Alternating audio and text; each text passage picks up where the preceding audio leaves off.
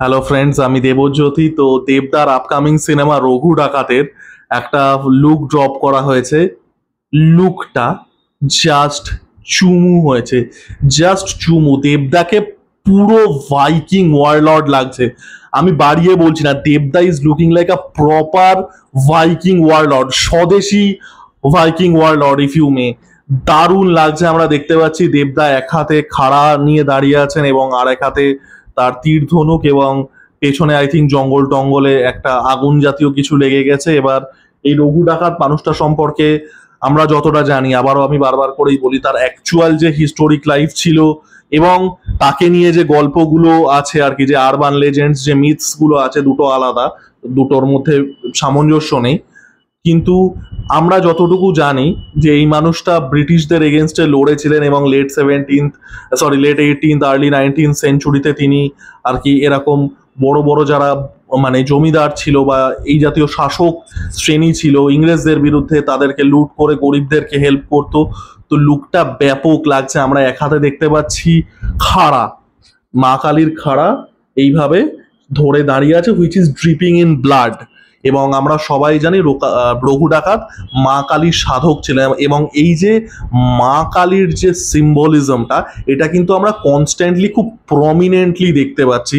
আমরা যখন প্রথম যে রঘু ডাকাতের লুকটা এসেছিল, যেখানে দেবদার মুখটা আর কি একটা চাদর টাইপের দিয়ে ঢাকা ছিল এবং মাথায় তিলক ছিল, তার পরেরটাতেও আমরা দেখতে পেয়েছিলাম যে মাথায় তিলক দেখা যাচ্ছে, যেটাতে ওই ফায়ার অ্যারো, যেটাতে ফায়ার করছে ওটাতেও। তো কনস্ট্যান্টলি, এবং ওখানে আমরা মা কালীকে নিয়ে একটা ব্যাকগ্রাউন্ডে গানও শুনেছিলাম, এবং এখানেও আমরা দেখতে পাচ্ছি যে মা কালীর খাড়া সেটা ড্রিপ করছে ব্লাডে, এবং সম্ভবত কোনো বলি টলি বা এই জাতীয় কিছু হয়েছে বা কোনো শত্রুর বিনাশ ঘটেছে, যেটা আবারও আমরা বলি কেন ঈশ্বরকে দিই, যাতে শুভ শক্তি উৎপন্ন হয়, তাই তো, যাতে অশুভকে শেষ করে শুভ উৎপন্ন হয়। বাই দ্য ওয়ে, আমি নিজে শাক্ত হিন্দু, ঠিক আছে, আমরা মা কালীরই উপাসক, আমিষ টামিষ সবই খাই।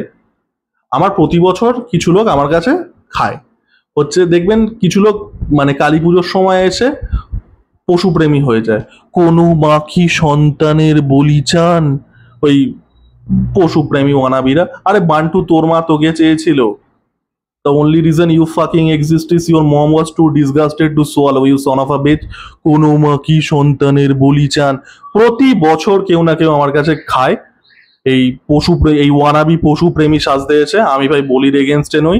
আর ভাই এখানে যা যা দেখাচ্ছে, এই ব্লাড ড্রিপ করছে খাড়াতে, সম্ভবত কাউকে সিম্বলিক্যালি বলি দিয়েছে। বলি ইন দ্যাট সেন্স, আবারও যেটা বললাম, যে অশুভ শক্তির বিনাশ। আগের দিন তো আমি ফায়ার অ্যারো নিয়ে অ্যানালিসিস করেই দিয়েছি যে how much I like incendiary weapons. আমার যদি কোনো শত্রু থাকে, I am setting them on fire. গুলি মারাটার মধ্যে কোনো কৃতিত্ব নেই, this is not a cool thing. ছুরি মারাটার মধ্যে তো কোনো কিছু নেই, মানে জিনিসটাকে দেখতেও সুন্দর লাগে না, গুলি মারাতেও দেখতে সুন্দর লাগে না।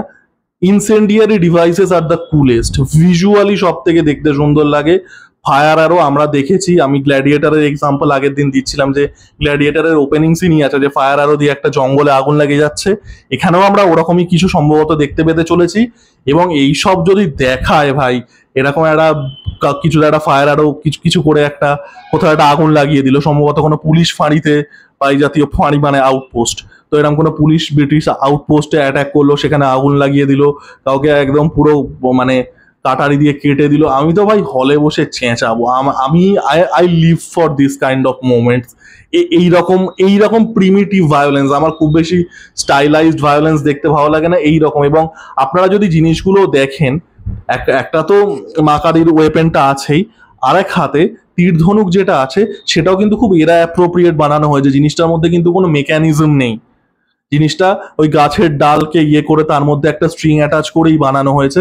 তো জিনিসটা কিন্তু খুব এরা অ্যাপ্রোপ্রিয়েট হচ্ছে। লুকটা আমি যেটা বললাম ভাই, স্বদেশি ভাইকিং ওয়ারলর্ড, এর থেকে এক সেন্টেন্সে এই লুকটা বেটার ডিসক্রাইব করা সম্ভব না, কেউ করতেও পারবে না।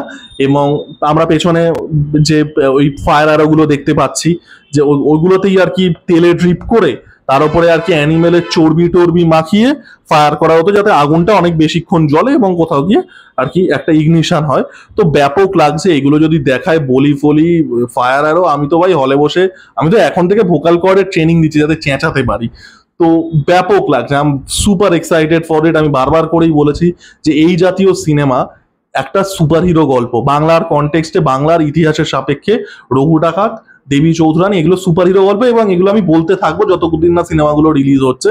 তো খুবই এক্সাইটেড, ব্যাপক ব্যাপক লাগছে ফ্র্যাঙ্কলি স্পিকিং ফার্স্ট লুকটা।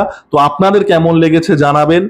আপনারা আবারও আপনাদের বলি নিয়ে কি মতামত, আপনারা কি ওয়েপেন দিয়ে আপনাদের শত্রুর বিনাশ করতে চান সেগুলো জানাবেন। Make the comment section interesting and violent, আর রেটেড কন্টেন্ট। আমরা এখানে we don't deal with PG-13 stuff. Tata.